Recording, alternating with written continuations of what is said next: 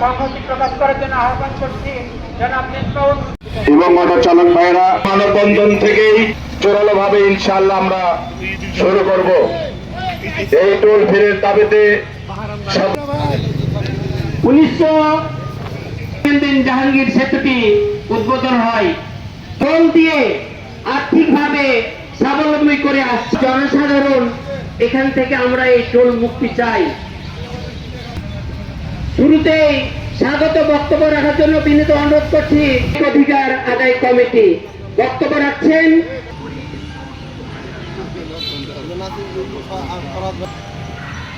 আসসালামু আলাইকুম।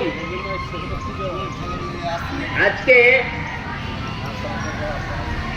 এই ব্রিজ যে তাহলে 400 টাকাতে তার সংসার কিভাবে চলে, তা আমরা এই অটো রিক্সাদের এবং মোটরসাইকেল ট্রাক বাস নাগরিক কমিটির সভাপতি মহোদয় বললেন যে আর্থিকভাবে যে ক্ষতিটা হচ্ছে উনি অটো রিক্সাওয়ালা প্রতিদিন তার নিজের অর্থকে এই ট্যাক্সের মাধ্যমে এই 93 সাল থেকে অদ্যাবধি আমাদের টাকা সাধারণ মানুষ যেন টোল মুক্ত ভাবে জীবনযাপন করতে পারে এবং সুস্থ জীবনযাপন করতে পারে।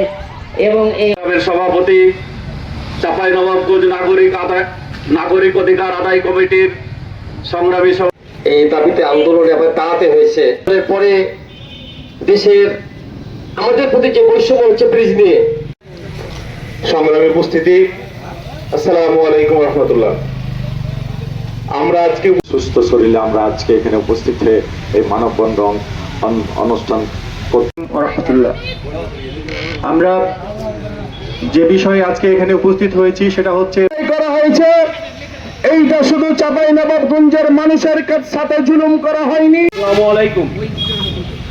উপস্থিতি চাঁপাইনবাবগঞ্জ নাগরিক অধিকার দেখে না এখানে যিনি রোডসের এক্সেল আছে উনি মতিয়ার কানা।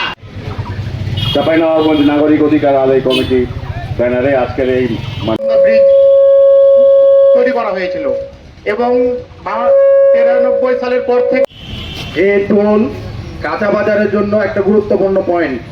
আমাদের যে পয়েন্টে টোল ফ্রি দাবিতে 33 বছর কাটলো